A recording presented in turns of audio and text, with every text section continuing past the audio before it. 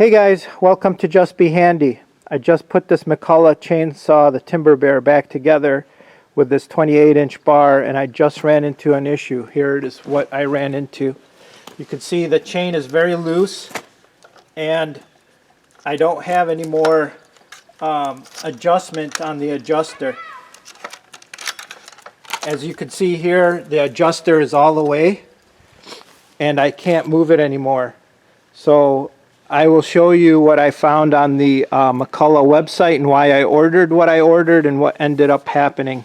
Now you saw how the chain is too long on the bar, and here's the mistake I made navigating the Oregon website, and I want to share this with you so that you don't run into the same issue. So I went to the Oregon website. And by the way, before I get any further, I just want to say thank you to Glenn. That's the guy in this picture, because when I called their 1-800 number, that's who I got a hold of, and he helped me figure this out and also sent me the parts to take care of the issue, which I'll show you right after I go over the mistake I made when I ordered parts, and hopefully you guys won't make this mistake. So I went to the Oregon website. I went to find part finder. I then navigated to here. So I wanted a guide bar. So I hit find it. I put in the model, which was the McCulloch. And then I put in the model number, which would have been a Timber Bear. And then the length of bar I was looking for was a 28-inch bar. And then hit find it.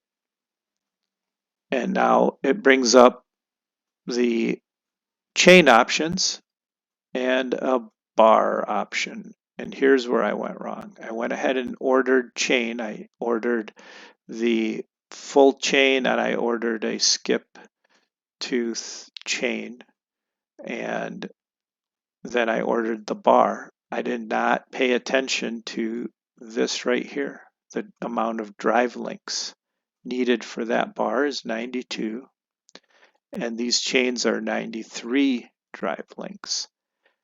Here's why this would have happened, and I talked to Glenn about this, and he said that McCulloch offered a OE bar that required the 93 links, and that's why they put the chain on there. This guide bar is an aftermarket, and it requires 92 drive links, so I should have bought chain that had 92 drive links and not that. So that was my mistake. I should have read into it a little bit more. I did not realize that the Oregon option would have been a less drive link required.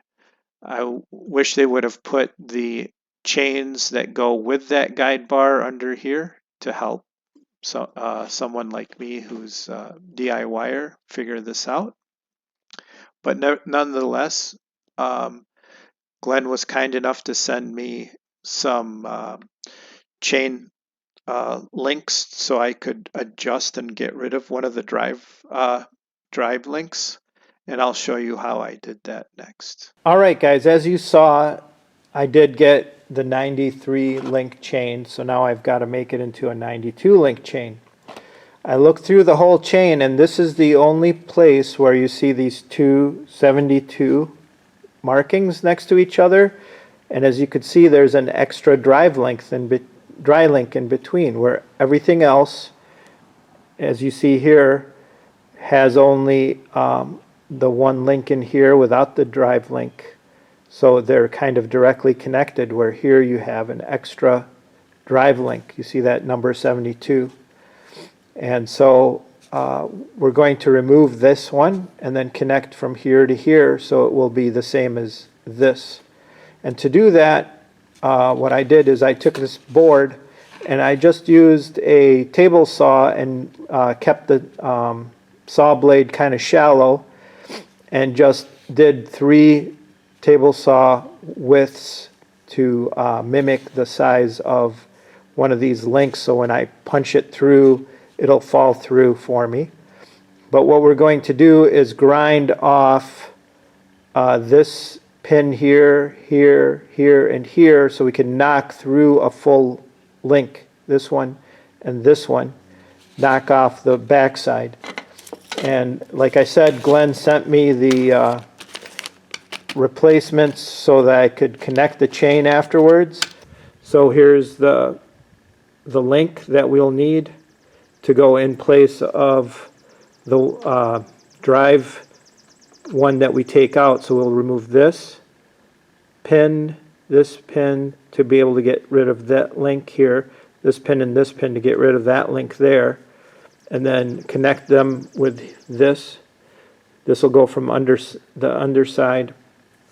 You'll always want to make sure this mark is to the top, and then when you put them on, you'll use like an anvil and then punch it with the flat punch to get it started, and then I have a grade 8 bolt that has a little curvature that'll help mushroom the rest of it. So we'll get that process started. Always make sure to wear safety glasses while grinding on these, and I'm just going to use a Dremel tool with a sanding bit or a grinder and take those off, and we'll get started on that next.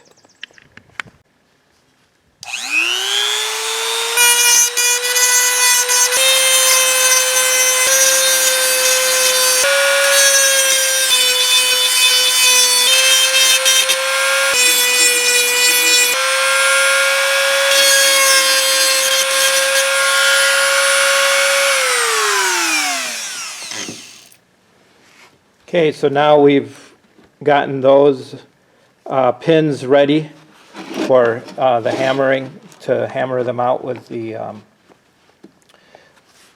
punch. And what you want to do is come on the center of them over that crack and just hit it once. There we go. You see how it popped out? Do the same thing to this one.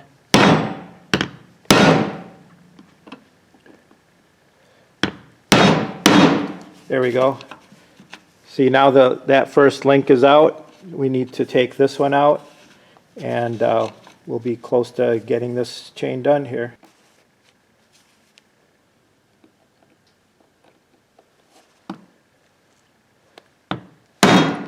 There we go, guys. Now the chain is loose enough to come together with the one link. So we had to remove these drive pieces here that you can see. They did get stuck in there, but we've gotten them out. Now we'll put the other piece, and I'll get it over on the anvil portion of my vise, and we'll put that together. Make sure you wear safety glasses when doing this. And you see how these links have that divot face down? Now I did hit everything with a metal cleaner to get rid of the grinding dust, but this piece will go underneath here, and that little divot needs to follow, that little divot in there needs to follow all the other divots, as you can see there. So we put this on here, and then with the next piece you'll put this with the, you see this little hash mark here, that needs to be on top. The other side does not have the hash mark, so that hash mark has to be facing the top. Again, try to get the surface as flat as possible for what you're working on, because you will be hammering this. Like I said, I did lay it down on something that is close to being flat. Just get that a little closer. Get the chain a little bit straighter, and this piece will go on here like so. And then you want to kind of get your flat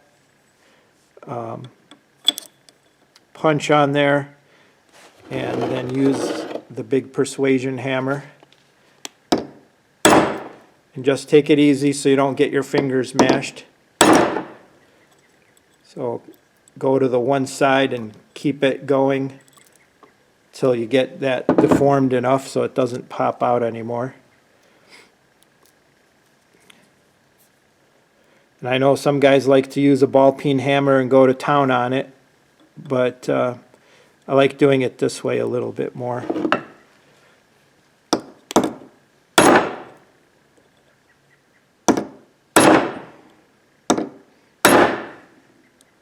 See how it's deforming? Now I'll go to the other side because I don't think that one will pop out.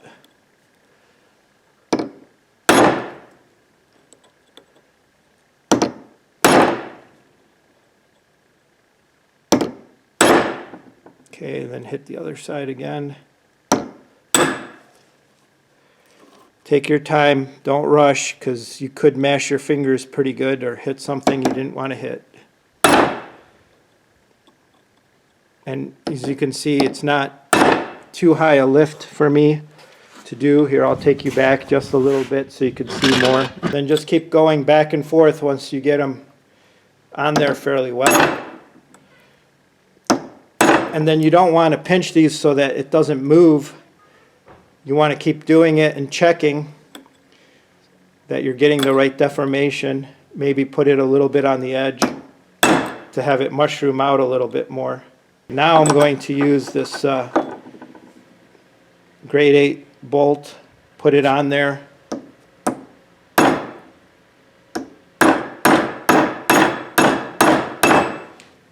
And that's going to help it mushroom a little better because of the rounded bottom.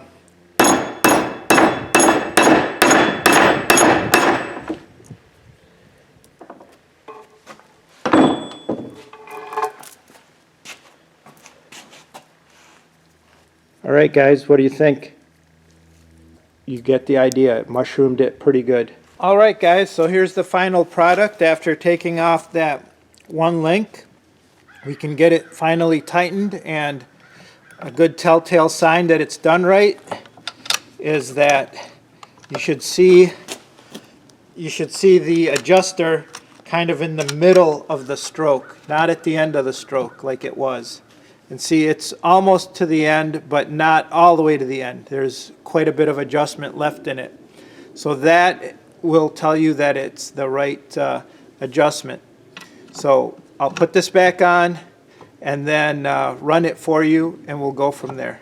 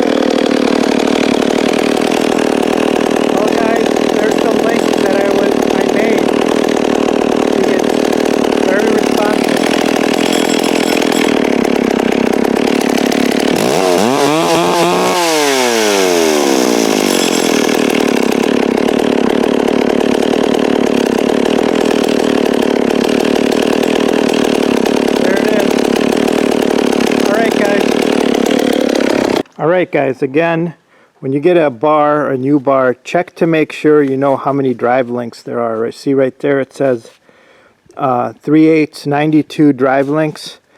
That's what you need to look for to get the proper chain for your saw. And again, also make sure all the teeth are pointed the right way for good cutting.